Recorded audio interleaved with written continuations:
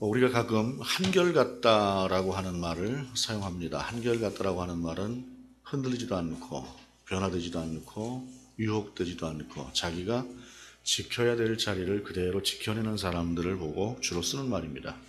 물론 부정적인 의미로도 쓰입니다. 어쩌면 그렇게 한결같이 그러냐라고 하는 그런 의미도 쓰이지만 대체로 한결같다라고 하는 말은 긍정적인 의미로 많이 씁니다. 그런데 우리가 세상을 살아가다 보면은 나를 포함해서 한결같은 사람을 만난다고 하는 것이 참 쉽지가 않습니다. 주위에 보게 되면 참 인생이라고 하는 것이 가벼워서 작은 이익에도 또 작은 감정에도 흔들리고 쉽게 요동치는 것이 인생입니다. 이것이 인생이 가지고 있는 깊이, 낮음의 깊이죠. 어떤 유혹이라고 하는 것에 대해서 또 그 유혹이 흔들렸던 사람들에 대해서 우리가 또는 비판을 하기도 하지만 정작 자기 자신이 그러한 유혹을 받게 될 때는 작은 것에도 작은 이익에도 쉽게 타협을 해버리는 것이 대체로 우리 인간들이 가지고 있는 모습들입니다. 그것은 마땅히 비판받아야 되고 그렇지 않아야 될 것들임에도 불구하고 우리가 연약한 사람들이기 때문에 또한 하나님 앞에서 이러한 것들을 지켜내기 위해서 날마다 힘쓰고 기도하는 그러한 삶을 살지 않을 때 우리는 늘 유혹에 흔들리기 쉽고 무너지기 쉽고 또한 실족할 수 있는 가능성을 가지고 있는 그러한 사람들이다라고 할 수가 있습니다. 그럼에도 불구하고 우리가 이 땅 가운데서 몇 주 전에 그 미쁘신 하나님에 대해서 잠깐 이야기를 했습니다만 결코 흔들리지 않고 결코 변하지도 않고 결코 좌로 우로 치우치지도 않고 가야 할 길, 해야 할 일을 그대로 해내셨던 그리고 우리를 구원해 주신 우리 주 예수 그리스도를 우리가 바라볼 때에 오직 그분만이 한결같이 변하지 않고 믿을 만한 분으로 우리 가운데 서 있는 분이다라고 하는 것을 다시 한번 확인할 수가 있습니다. 본문은 또한 우리 가운데 그러한 모습들을 보여주시는 그러한 말씀이다라고 할 수가 있습니다.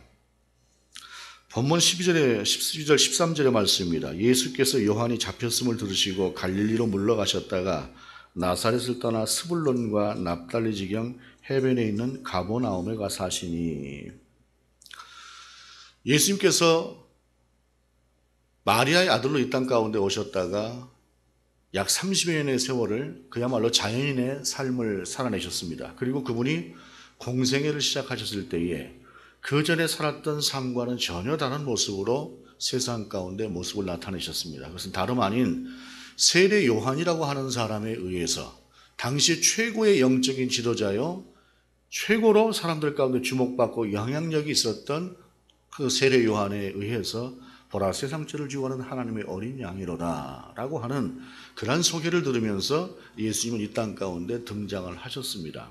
메시아로 등장을 하셨다는 말씀입니다. 그런데 오늘 본문을 보게 되면 세례 요한이 잡혔다라고 이야기를 하고 있습니다. 세례 요한이 왜 잡혔습니까? 헤롯의 죄를 질타함으로 인해서 그 질타함을 들었던 헤롯이 그 이야기를 듣고 말하자면 기분이 나빠지고 또 이러한 이야기들을 계속해서 백성들 가운데 전파하게 되면 자신의 입지라고 하는 것이 흔들릴 가능성이 있기 때문에 세례 요한을 옥에 가두었던 것이죠.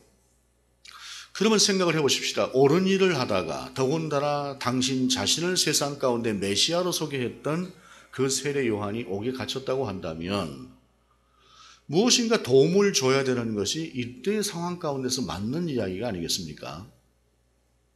그를 꺼내준다거나 그렇지 않으면 그를 위로한다거나 그에게 어떤 확신을 준다거나 이러한 것들을 주셨어야 될 예수 그리스도께서는 오히려 그 자리를 피해서 갈릴리 지역에 있는 가버나움으로 가셨다라고 하는 것을 본문은 우리 가운데 전하고 있습니다.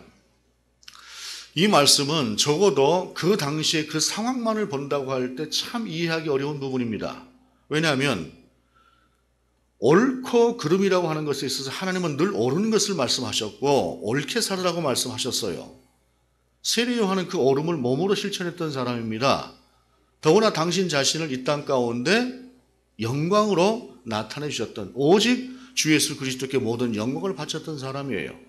나는 그분의 신들매를 풀기도 감당치 못하겠다라고 하면서 당대 최고의 영적인 지도자요, 최고의 영향력을 가진 사람이 무명의 주 예수 그리스도를 바라보면서 나는 그의 신발끈조차도 맬 수가 없는 사람이다 라고 자신을 낮추면서 그 주님을 높였는데, 정작 그가 감옥에 갇혔을 때 우리 주님은 그를 돌아보시지 않고 그 자리를 피하셔서 갈릴리 지역에 있는 가버나움으로 가셨다라는 것입니다.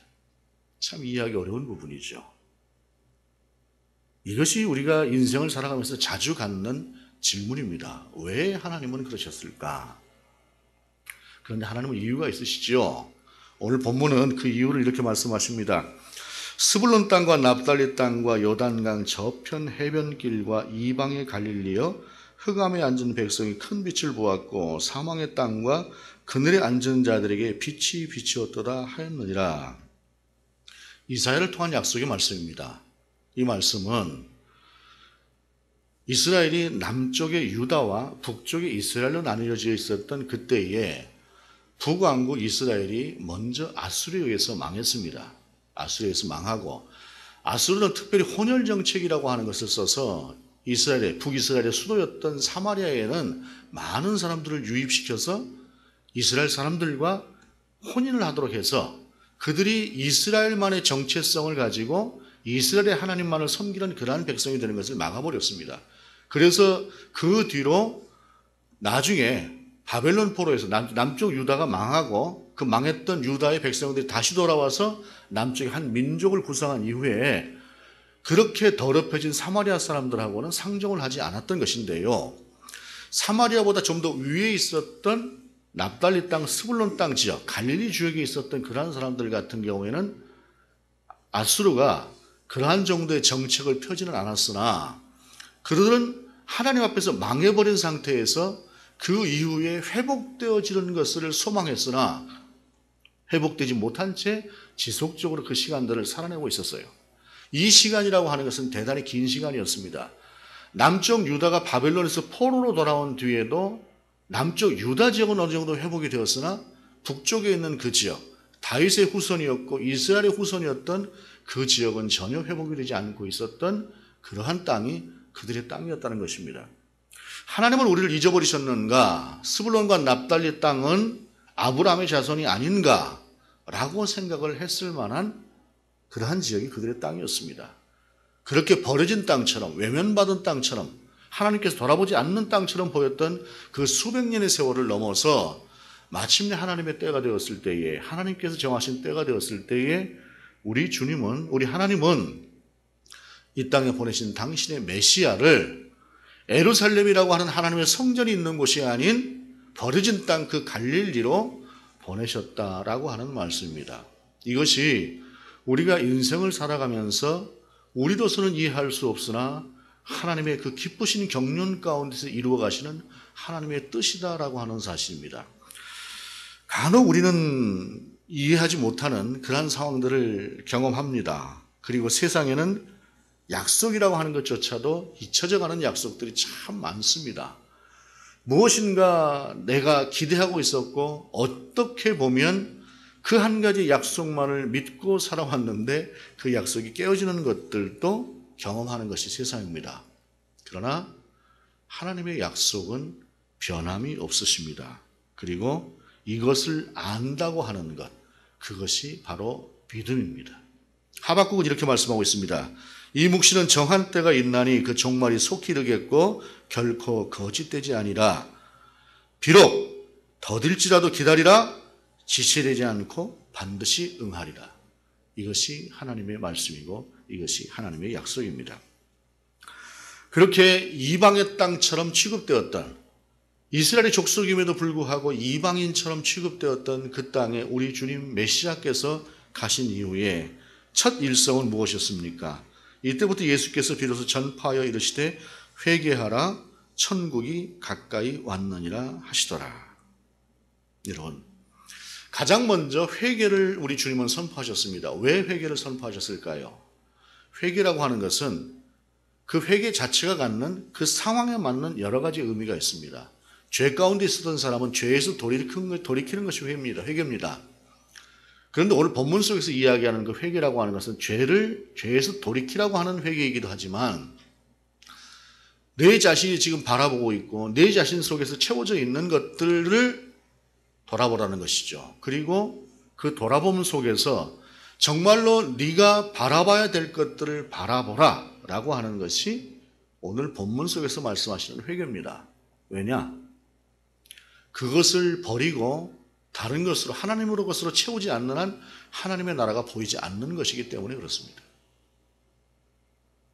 하나님의 나라는 분명히 이 땅 가운데 임하셨습니다. 왜냐하면 하나님의 통치가 이 땅 가운데 임하실 뿐만 아니라 삼위일체 하나님이신 예수 그리스도께서 친히 우리와 같은 인간이 되셔서 이 땅 가운데 오셨기 때문에 이미 하나님의 나라는 시작이 되었어요. 다만 아직 완성되지 않은 것일 뿐입니다.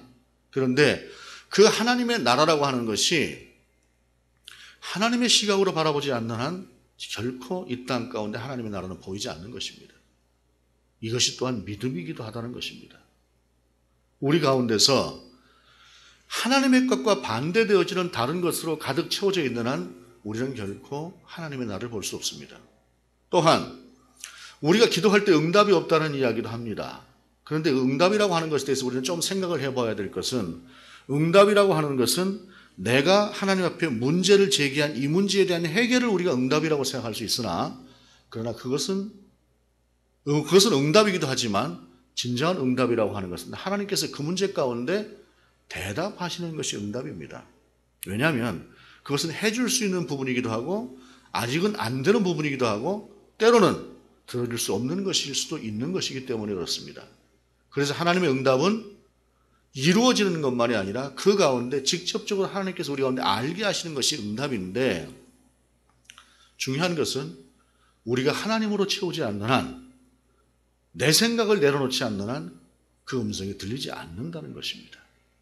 아무리 훈련되어진 사람조차도 아무리 기도의 능력을 가졌던 사람들조차도 기도하지 않는 시간, 하나님 앞에서 듣고자 하는 시간이 없어지고 그렇게 듣고자 하는 시간을 많이 갖지 않는 그 시간들이 길어지면 길어질수록 우리는 하나님의 뜻을 분별하는데 참 어려움을 겪게 됩니다.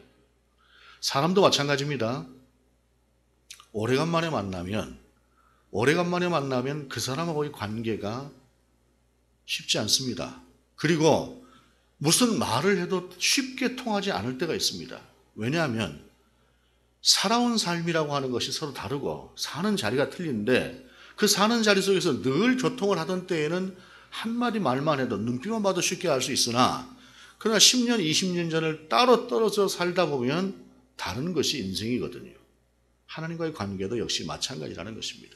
우리가 늘 하나님 앞에서 묵상하고 기도하고 우리의 마음이 하나님께로 가 있어야 될 이유가 바로 그것이다라고 하는 것입니다. 그런데 스불론 땅, 납달리 땅 버려진 것 같은 그 갈릴리로 우리 주님께서 가신 후에 가장 먼저 하신 일은 무엇입니까? 그것은 제자를 부르는 일이었습니다. 제자라고 하는 것은 이때 당시에 스승이 나서도 제자를 부르는 법은 없었습니다. 스승의 명성이 있으면 제자가 그 명성을 따라서 스승에게로 나오는 것입니다. 그런데 우리 주님은 직접 제자들을 찾으러 나가셨습니다. 왜 그러셨을까요? 학원에 수강생들을 모집하려고 하는 그러한 이익을 위해서 제자들을 찾아 나선 것처럼 학생들을 찾아 나선 것처럼 그렇게 우리 주님께서는 찾아 나서신 것일까요? 주님의 이름이 별로 알려지지 않아서 말하자면 네임밸류가 별로 없어서 우리 주님께서 그들을 찾아 나서신 것일까요? 물론 그러실 가능성도 없지는 않으나 그러나 당대 최고의 인물이었던 세례 요한에 의해서 세상 죄를 지고 가는 하나님의 어린 양으로 소개를 받았던 예수 그리스도시고 더군다나 요한이 잡힐 때까지는 예루살렘 주변을 통해서 계속해서 무엇인가 공생애를 시작하고 계셨던 그 우리 주님이 적어도 얼마간의 시간을 통해서 주님의 그 이름은 갈릴리 지역까지 분명히 알려져 있었을 것입니다. 그렇기 때문에 주님의 이름이 다른 여타의 랍비들만큼 되지 않았다라고 볼 수도 없어요. 그런데 이 본문 속에서 우리 주님께서 제자들을 직접 찾아 나서셨다라고 하는 것은 다른 의미를 갖습니다. 그것은 무엇이냐면 우리 주님께서 우리를 찾아오셨다라고 하는 것을 의미하는 것입니다.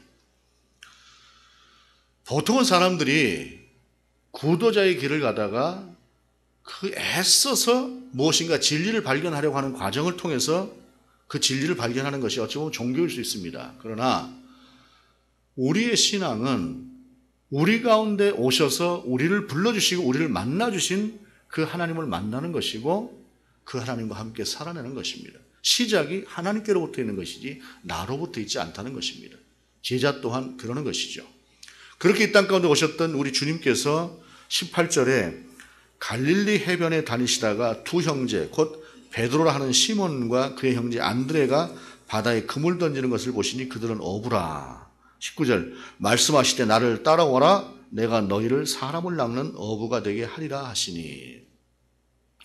당시 갈릴리 지역은 이방인의 땅이다라고 하는 소리를 들을 망정 먹고 살만한 지역이었습니다. 상당히 풍요로운 그러한 땅이 갈릴리 지역이었어요. 그 중에서도 어부라고 하는 것은 어찌되었든 간에 먹거리가 걱정이 없는 그러한 삶을 살아내는 것이 어부였습니다. 근데 사람이라고 하는 것이 먹고 사는 문제가 해결되어졌다고 해서 그들 속에 만족이 되어지는 것은 아닙니다. 적어도 베드로라고 하는 이 사람은 메시아에 대해서 그리고 하나님의 나라에 대해서 그 가운데 의문을 가지고 있었던 사람이기도 했다라고 생각해 볼 수 있습니다. 우리 주님 눈에 그것이 보였을 것입니다. 그리고 베드로를 부르신 그 부르심의 말씀이 다릅니다. 그냥 나를 따라오라라고 말씀하신 것이 아니라 나를 따라오라 내가 너로 사람 낚는 어부가 되게 하겠다라고 하는 이 말씀이 베드로에게 박힌 것이죠. 물고기를 낚으면서 무엇인가 이 물고기를 낚는 것보다 더 의미 있는 일이라고 하는 것을 그의 속에서 생각을 했을 것이에요. 이 물고기 낚는 이 삶보다 무엇인가 내가 하나님의 나라를 위해서 또는 사람으로서 좀 더 다른 일들, 좀 더 의미 있는 일들을 해낼 수는 없을까라고 하는 생각을 가졌을 법한 그에게 내가 너로 사람을 낚는 어부가 되게 하겠다라고 하는 이 말씀은 곧바로 베드로에게 말하자면 비전이었을 것입니다. 가슴이 뛰는 말씀이었을 것이에요. 그렇기 때문에 베드로는 어떻게 했습니까? 20절 그들이 곧 그물을 버려두고 예수를 따르니라. 삶에 있는 중요한 모든 것들을 그 자리에 내려놓고 예수 그리스도를 따랐다는 것입니다. 이것이 신비지요. 누가 있어서 우리 가운데 나를 따라오라고 했을 때 우리 삶의 모든 것을 다 내려놓고 우리가 따라갈 수 있을까요? 아마도 그것은 불가능에 가까운 일일 것입니다. 그런데 모든 것을 내려놓고 나의 전부를 걸어놓고 무엇인가를 따를 수 있다고 하는 것은 내 가슴 속에 태워진 불길 이상의 것이었을 것입니다. 또한 이것은 우리 주님께서 특별하게 그들을 부르시는 부르심이었지요. 우리를 부르시는 그 부르심도 크게 다르지는 않을 것입니다. 비록 불꽃 같은 어떤 느낌으로 감동으로 우리가 하나님을 만난 것은 아니라고 할지라도 우리 가운데 찾아오신 그리고 잠잠하게 우리를 불러내신 그 부르심에 의해서 우리는 우리의 모든 것들을 내려놓고 주님을 따르자고 하는 주님의 백성들이 되어 있는 사람들입니다. 비록 이와 같은 것들 저와 같은 것들로 인해서 우리의 마음이 복잡하고 우리의 생각이 복잡해서 쉽게 하나님을 바라보고 있지는 못하나 그러나 우리의 근본 속에 있는 것은 우리는 하나님의 사람으로서 오직 하나님만 따라가겠다라고 하는 생각을 하고 살아가는 그리스도인들이다라고 하는 사실입니다. 그리고 나아가서 우리 주님께서는 또 다른 방법으로 제자들을 부르십니다. 21절 거기서 더 가시다가 다른 두 형제 곧 세베대의 아들 야고보와 그의 형제 요한이 그의 아버지 세베대와 함께 배에서 그물 깁는 것을 보시고 부르시니 베드로가 그냥 어부였다고 한다면 세베대의 아들 야고보와 요한은 일반적인 어부하고는 좀 다른 배를 가지고 있는 어부였습니다. 말하자면 선주의 아들이었다는 것이죠. 이때 당시 여기서 배를 가지고 있다라고 하는 것은 이 사람들의 삶이라고 하는 것이 상당한 수준에 이르는 삶이었다라고 하는 것을 의미하는 것입니다. 먹고 살만한 것 이상으로 그 동네에서 말하자면 축에 들 만큼 살아가는 것이 적어도 경제적으로 그렇게 살아가는 사람들이 이 사람들이었다는 것이에요. 그런데 그 속에서 다시 나를 따라오라고 했을 때 그들이 그들의 아버지를 두고 곧바로 야고보와 요한이 우리 예수님을 따랐다는 것이에요. 우리가 이 본문을 얼핏 보면 자식 둘이 아버지를 버려두고 그저 예수님을 막 따라가는 것 같은 그러한 것처럼 보일 수 있으나, 여러분, 아무리 위대한 스승이 와서 자기 자신을 불러낸다고 할지라도 그 자리에 있는 아비의 허락을 받지 않고 가는 아들이 있을 수 있을까요? 이 말씀은 그들의 아버지였던 세베대도 흔쾌히 우리 주님의 제자가 되라고 승낙했다라고 하는 것을 알 수가 있습니다. 또한 아버지를 버려두고 갔다라고 하는 이 표현은 자신의 가업을 전체를 다 포기하고 갔다는 이야기예요. 포기하고. 그러니까 어찌 보게 되면 자기 인생에 주어질 만한 어떤 달콤한 것들, 의미가 있는 것들, 중요한 것들, 가치 있는 것들, 그 모든 것들을 버리고 우리 주님을 따라갔다라고 하는 사실입니다. 말할 수 없는 신비의 영역이 바로 이와 같은 것이죠. 그래서 신앙은 신비인 것입니다.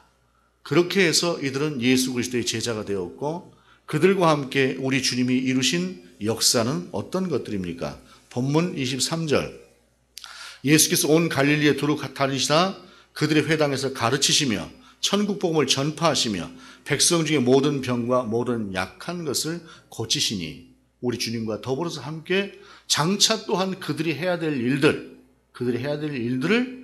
배우고 따르며 함께 했다라고 하는 것을 본문은 우리 가운데 전하고 있습니다. 그러면 이들이 무엇을 보고 예수 그리스도를 따라갔을까요?